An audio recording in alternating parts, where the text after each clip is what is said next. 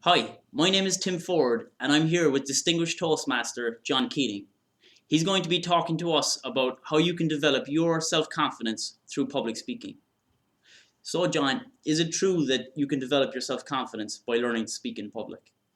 Yes, I think your self confidence can absolutely soar once you master the concept of putting a speech together. It's the one fear that we all dread is the idea of standing up and speaking before an audience. It gets the heart racing. We get dry mouth, sweaty palms, and we go into a terrible tiz and fear.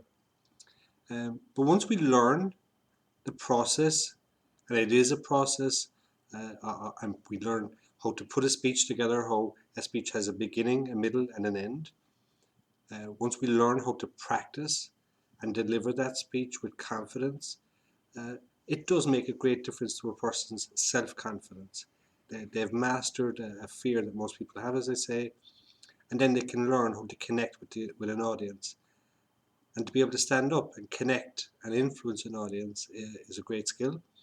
And within a Toastmaster environment where you learn and practice with others and you learn through with others, your self confidence grows at a gradual basis and it can be very, very effective. John, can you tell us a story about somebody or give us an example of someone that you've seen flourish by learning to speak in public? Yeah, we had a girl, Nully Keeley. Nully had completed her PhD. She was unemployed. She came into Bishopstown Toastmasters um, wishing to enhance her communication skills. Nully would describe herself as a lab rat. She spent all her time in a lab, um, but when she got laid off, she wanted to enhance her communication skills. So when she came in, as you know, there's a 10 speech program. She went very, very enthusiastically through that program. She visited other Toastmaster clubs and got very, very involved. And she enhanced her evaluation, giving feedback skills, and she really enhanced her communication skills very well. After about 6 months within the club, she went for an interview. The interview was for a communications manager for a large pharmaceutical. The first interview, she was asked what skills had she developed while she had been unemployed, and she told them that she was involved with Toastmasters and public speaking, and she had developed those skills, and that greatly impressed her interviewers. They thought that was great that she actually really enhanced her skills, and they decided to call her back for a second interview. At the second interview, they again probed and asked about what other skills had she developed. And she talked about evaluations, which within Toastmasters is the process of giving feedback to fellow Toastmasters on their speeches. So she had developed very good listening skills and had developed the courage to give positive feedback to somebody else. And that went down very well with her interviewers. And they said, excellent. And she was called back for the third interview. And at the third interview, when she was called back, she was asked to give a presentation. And she gave them a wow presentation. She really blew them away. She got the job. She's now a communications manager for this company. She flies around the world talking science in a non-scientific way to our scientific audience.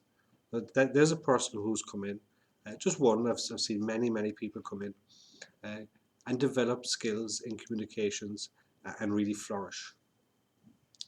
Thanks, John. Um, what advice would you give to someone who is looking to develop their confidence and looking to get into public speaking? What steps should they take initially?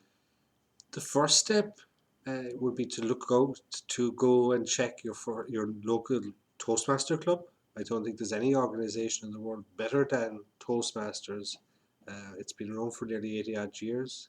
It has the process of developing your skills done to perfection. It provides a secure, friendly, supportive club environment to develop those skills. So finding out a Toastmaster club is the first thing. Make the call or come along to a meeting.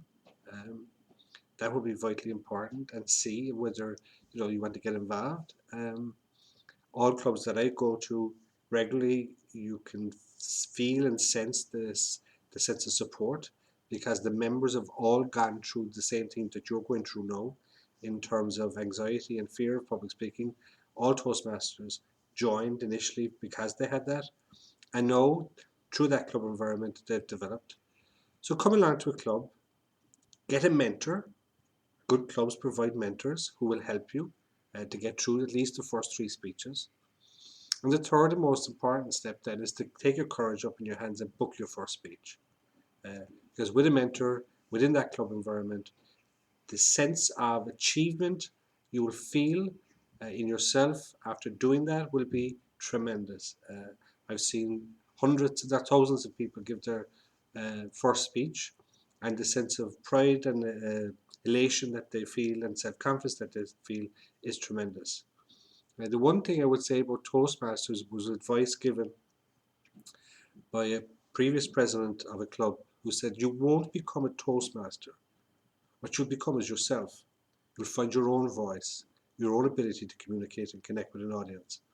And then just on one point on that, in relation to your own self-confidence, far better and far more important than developing your own self-confidence, when you're an accomplished speaker, your audience will have confidence in you, and that makes a huge difference. What steps should people take to reduce nervousness before stepping up to speak? Practice, practice, practice.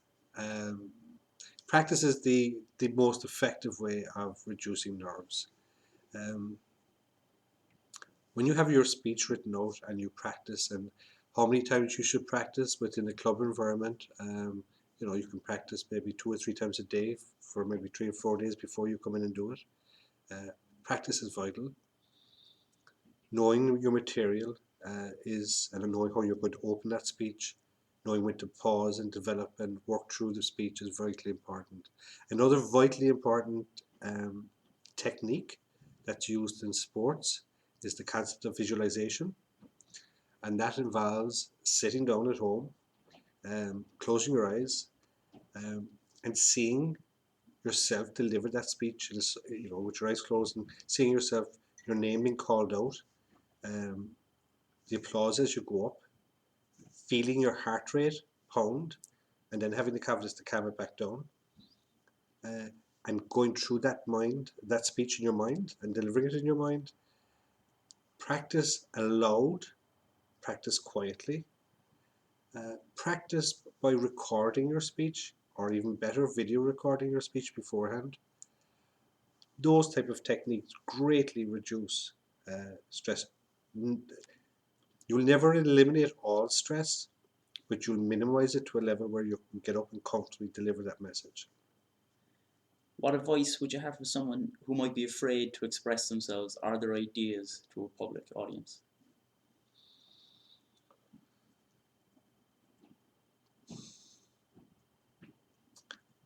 I think if the advice or the point of view is not overtly controversial, one way they could do that is talk to their friends, get some feedback from people that they respect and that they know, and voice those opinions to them. Get some feedback in that direction. If it's within the club and Toastmaster environment, maybe talk to your mentor, talk to some members within the club, and just tease out with other people, and maybe a broad number of people, maybe in your family, outside your family, close friends. Put your points of view across and see their reaction, and then judge accordingly. Are great speakers born, or are they made? And can they be learned? Can those skills be learned by anybody? Absolutely learned. The techniques of great speaking go back thousands of years, and they haven't changed. Um, from Cicero to Obama and everybody in between, they have all learned the ability to communicate and connect. The techniques and the methodologies of connecting with an audience as are thousands of years old. They're certainly learned. It is a process. Within the Toastmaster environment, you will learn all those processes. And the format of great speeches are all the same, and it hasn't changed. So you do learn. It is possible to learn. We all learn through Toastmasters, we bring our individual styles and our individual personalities to our speeches. But connecting with an audience is a learned process. And there are, from eye contact to gestures to pausing to how you write your speech, about letting your audience take in your message. So there are lots and lots of things to learn in how to effectively communicate to your audience. So it is learned without doubt. I think the percentage is about 90% learned and maybe 10% as an individual. So you think that anybody can eventually learn to speak very calmly and confidently to an audience? Absolutely. I would think 95% of it, the majority of people can get up and learn how to communicate effectively. If they bring a determination and an attitude of, yes, we can, yes, they will, no doubt. And I think within a club environment where you're supported, you will certainly develop that skill. Are there any other benefits to developing public speaking skills that people might know about? Public speaking as a skill enhances your self-confidence, and that self-confidence can be translated right across all areas of your life, from communicating with your kids to your partner, to your wife, to your work colleagues. If you're going into an interview situation, being confident and learning that you can communicate effectively and you know your own story can be very powerful. The demands for public speaking today are huge, from a eulogy to a best man speech to talking at a club event. And being able to do that effectively is huge. So being able to communicate effectively can affect every aspect of your life. Communication is the most important aspect of what we do. And communicating effectively is paramount. And it's not just the communicating in speaking terms, but listening and evaluating and taking what's coming in and developing others. One thing within public speaking and within a Toastmaster club, you have the opportunity to help others to communicate effectively. And I think that's a tremendous benefit to any individual that gets involved, because you're now helping others to develop their communication skills. And that's hugely enriching and empowering for that individual to help another, and to see that person then change and develop their communication skills, and then eventually go on and watch them help others. So across all aspects of our lives, to communicate effectively is very, very, very important.